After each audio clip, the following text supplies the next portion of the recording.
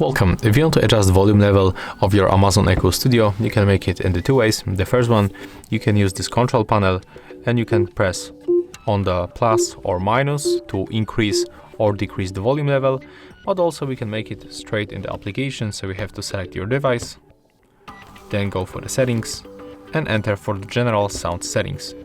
And in this place, you can also decrease or increase the volume level of your speaker. As you can see, it's very simple. So that's all. If you find this video helpful, remember to leave a like, comment and subscribe.